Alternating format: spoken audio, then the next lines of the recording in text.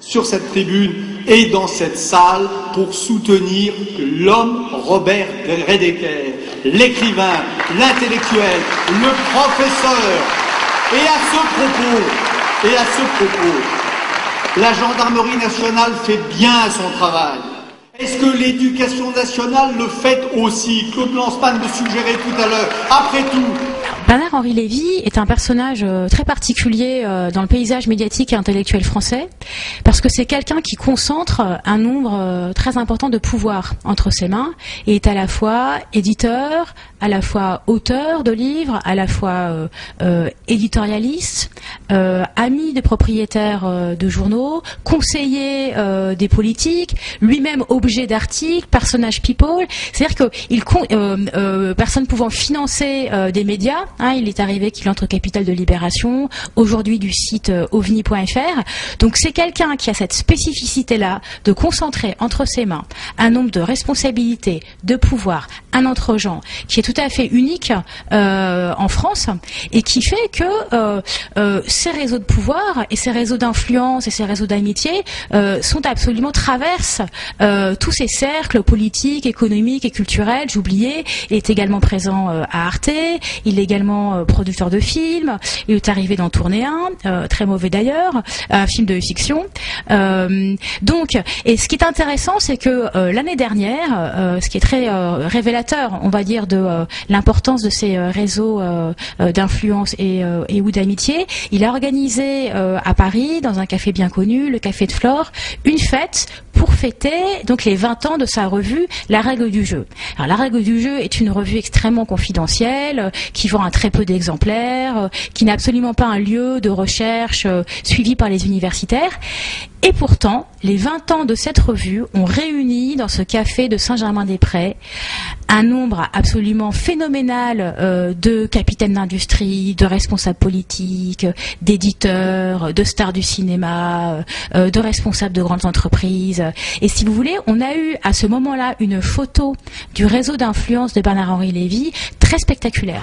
Les marxistes nous ont toujours dit, peu importe après tout les textes de Tocqueville, peu importe la vérité des textes de Montesquieu, peu importe la vérité des textes de Benjamin Constant, l'important c'est de juger cette pensée-là à l'aune de ses effets concrets, de la juger en termes matérialistes.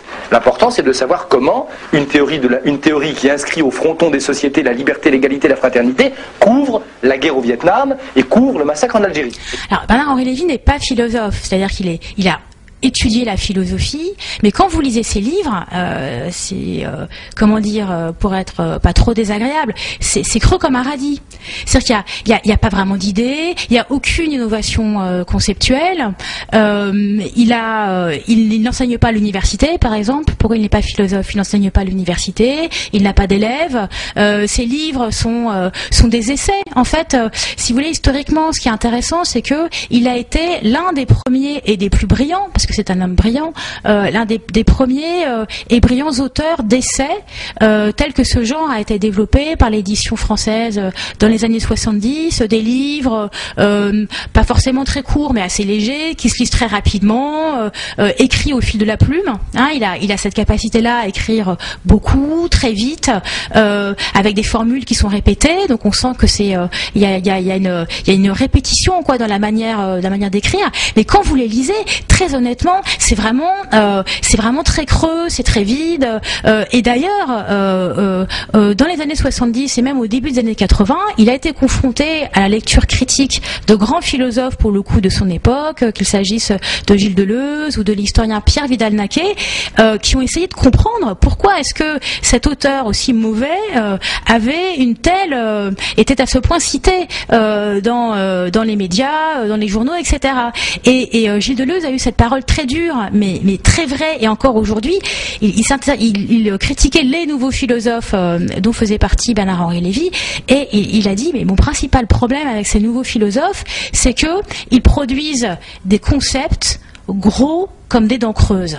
Et c'est exactement ça. Donc, dans le monde de Bernard-Henri Lévy, on parle de fascislamisme, qui est ce néologisme qu'il a formé, contraction de fascisme et d'islamisme, pour désigner ceux qui seraient aujourd'hui les ennemis numéro 1 de la démocratie occidentale.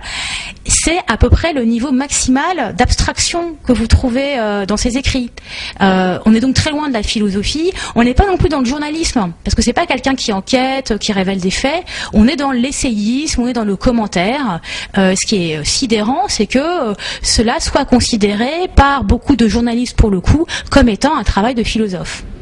Pour rester sur le registre de ce que nous disions, ce qui me rend vert de rage, c'est les bobos qui ont voté Laguillet et Besancenot au premier tour.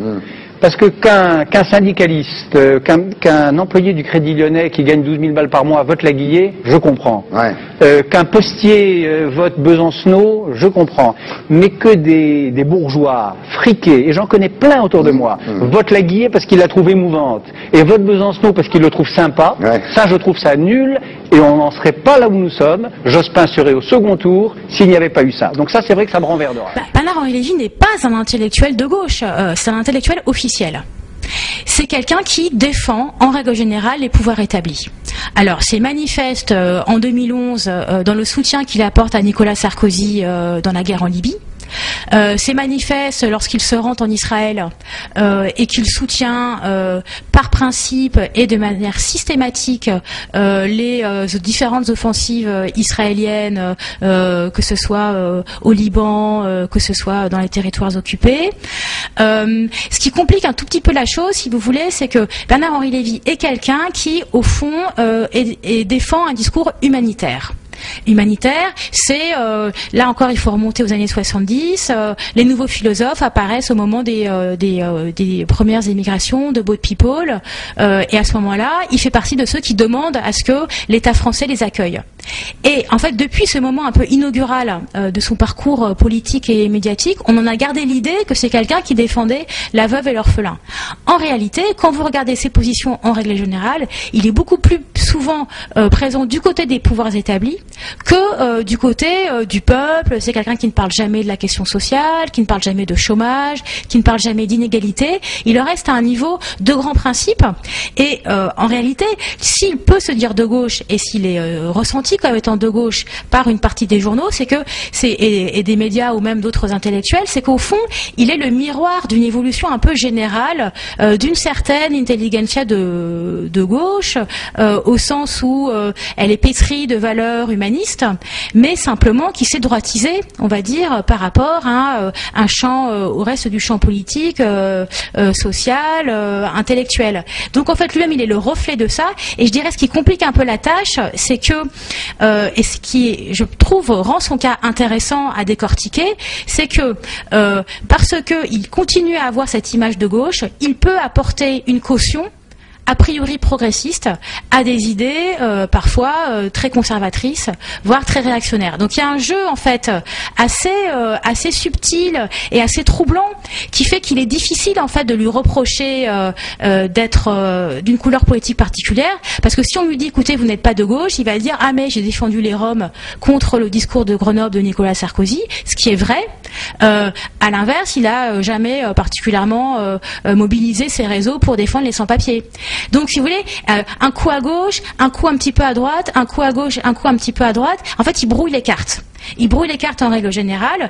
Et si on reprend l'intervention en Libye, si vous voulez, par son côté humanitaire, il a finalement cautionné un discours que nous qualifions dans le livre de caporalisme humanitaire. Au nom de l'humanitaire, défendre le fait de faire la grève, de faire la guerre, pardon, défendre le fait de faire la guerre pour apporter la démocratie, ce qui est une idée qui est quand même difficile, très lourde. L'entrée en guerre est quand même la décision la plus lourde pour une démocratie, et finalement lui a contribué au fait que cette entrée en guerre ne soit jamais interrogée. Paraisse évidente, et donc le discours de la force passe sans problème. En ça, il ne peut pas être qualifié sérieusement comme étant de gauche. Les briques vitales qui nous constituent, ce qui fait qu'on est vivant, ce qui fait qu'on est un peu mort, ce qui fait qu'on l'est moins, c'est des mots. On n'est pas fait de chair, on n'est pas fait de peau, on n'est pas fait de muscles. on est fait de tout ça secondairement, je crois qu'on est fait prioritairement de mots. Là, c'est un fait assez récent, c'est-à-dire que Bernard-Henri Lévy est un auteur qui a vendu énormément de livres dans sa vie, plus d'1 million d'ouvrages. C'est un niveau colossal hein, à l'échelle de l'édition française.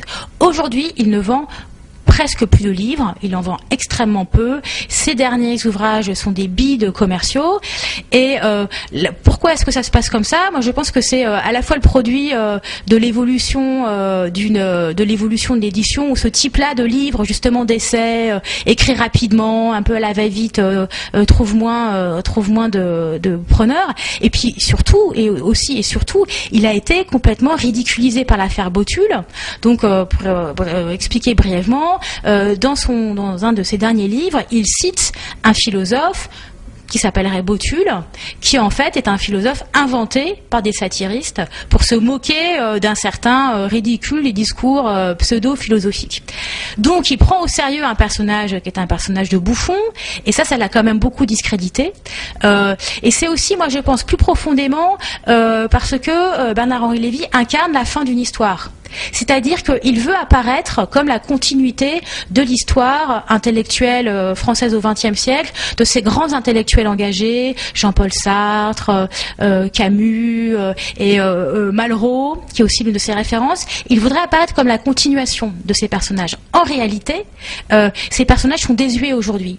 C'est-à-dire qu'on a beaucoup moins besoin et beaucoup moins envie de ces paroles surplombantes, généralistes, des personnes qui sont censés connaître tout sur tout et nous parler de tout. Ce modèle-là s'épuise aujourd'hui au profit de paroles qui sont autres, soit plus engagées, soit plus précises, soit beaucoup plus commerciales.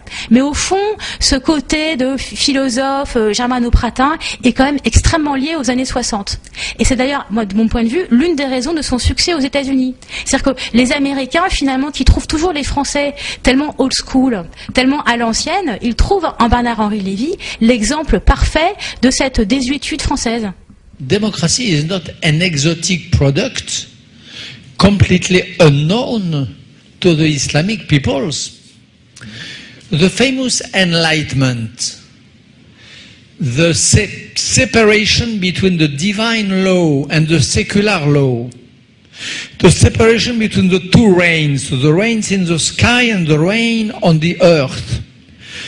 Before Voltaire, before John Locke, before Thomas Paine, before whoever, you had great Muslim thinkers like Averroes who did that. The first enlighters, the first theoreticians of enlightenment were Arabs and Muslims. Alors là, c'est une fois de plus quelque chose à mettre à son crédit, à son intelligence. Il s'est rendu compte, moi je pense, je dis tout